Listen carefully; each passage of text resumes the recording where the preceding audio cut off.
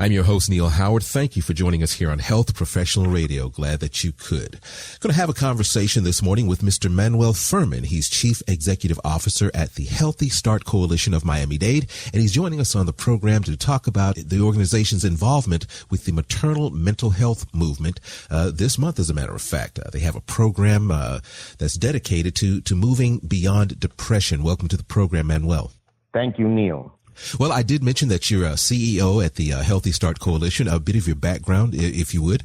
Thank you. Yes, I've been the Chief Executive Officer here now for 18 years, since the corporation was incorporated 18 years ago.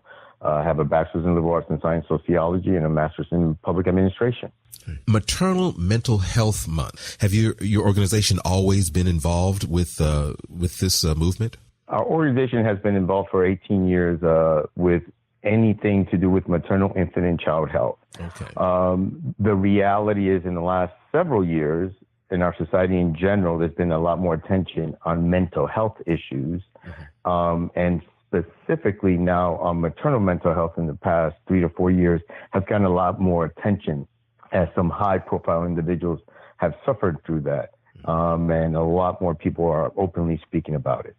Now, are we talking depression in general or specifically postpartum depression?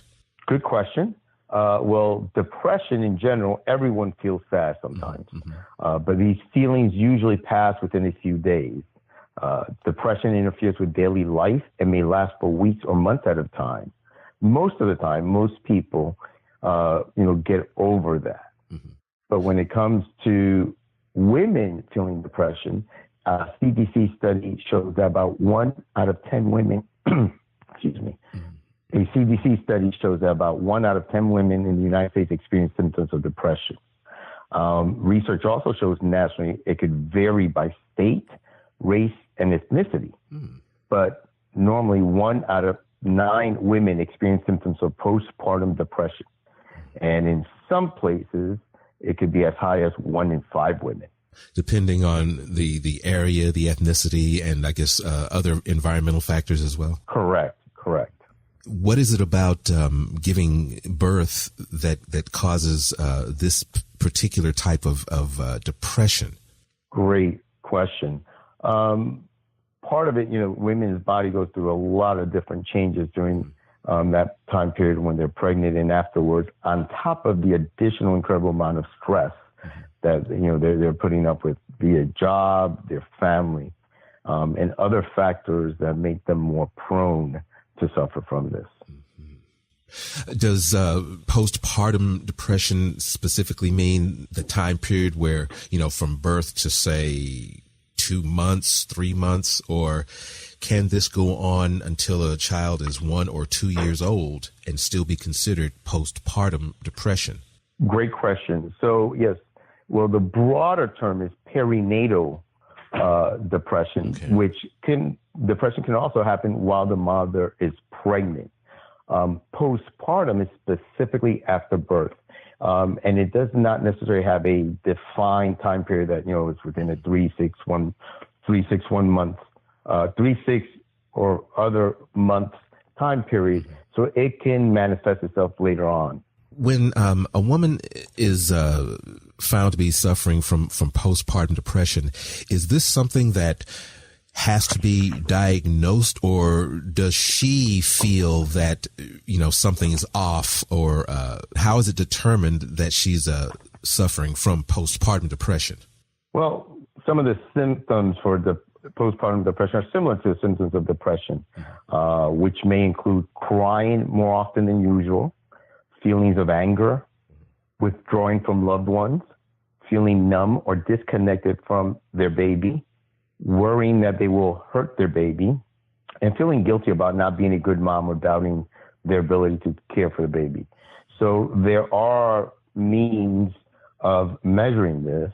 The most popular and nationally recognized tool is the Edinburgh screening. It's a formal screen that a healthcare practitioner or case manager could, administer to the mother to formally diagnose her, and they have a scale to determine how bad her depression is.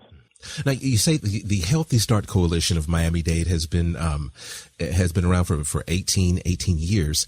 How does the Healthy Start Coalition of Miami-Dade highlight some of these issues in maternal and child health? And do you also deal with the mental health of toddlers as, they relate to the mom or things of that nature? Yes, great question. So the Healthy Start Coalition of Miami-Dade has been around for 18 years.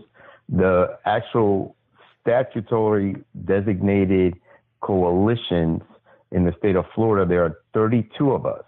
They started approximately 27 years. And we're unique as a nonprofit because we're in statute. And Florida is the only state in the nation that has universal screening for all pregnant women and all infants born in the state of Florida to address broadly maternal, infant, and child health issues that would impact while the mom's pregnant, preterm birth, when the baby's born too early, low birth weight, when the baby's born too small, and then once the infant is born, to address infant mortality, the increased risk factor of that baby, that infant dying in that first year of life. Within the very broad umbrella of maternal, infant, child health issues, one of the main focuses is maternal mental health. As to your question about infant mental health, the case managers, social workers, et cetera, and nurses that we interact with, part of our directive is to give them training to the general community. So also the parents are aware of these issues, but also the clinicians, case managers, and anyone that assists the families that we're trying to impact.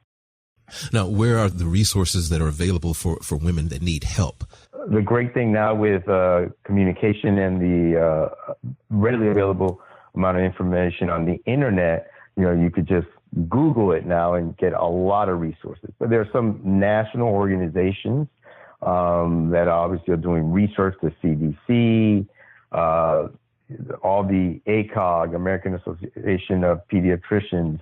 They've been highlighting maternal mental health in the past couple of years more than ever before. There are also a lot of state resources in the state of Florida, the Department of Health, and other statewide agencies, are focused and are always disseminating information.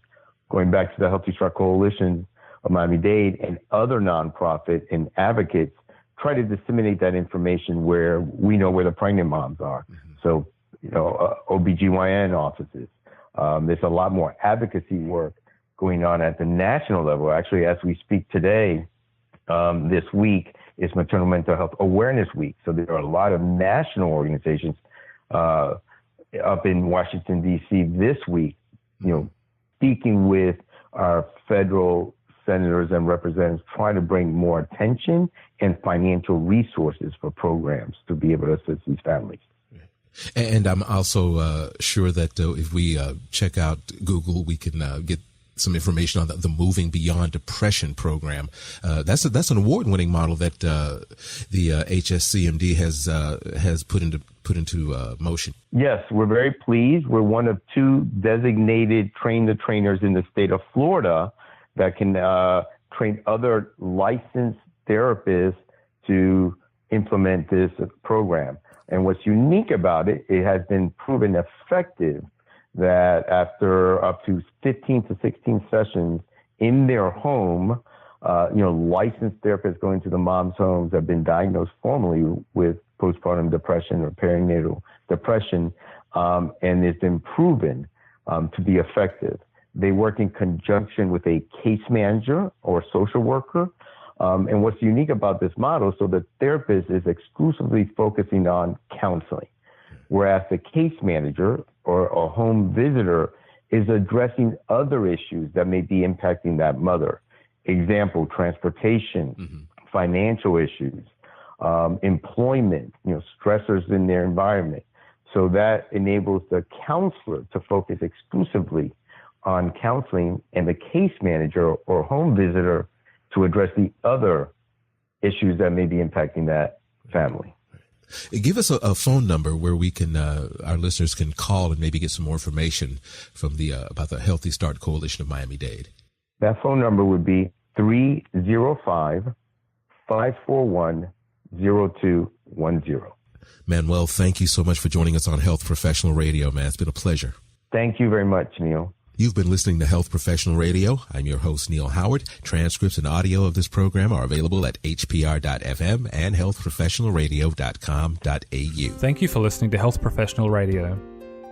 We're very proud to be an independent broadcaster providing our content free of charge to you, the listener. One of the ways that we're able to remain free and independent is by having people like you become patrons. You can support Health Professional Radio simply by visiting hpr.fm and clicking the button that says Become a Patron. Your patronage of even just $1 a month lets us know that you're there, which in turn makes us more valuable to advertisers. And, of course, if you're able to afford more, then we would certainly appreciate the support. My name is Toby Longhurst from Health Professional Radio. Please visit hpr.fm, click the Become a Patron button, and support us if you can.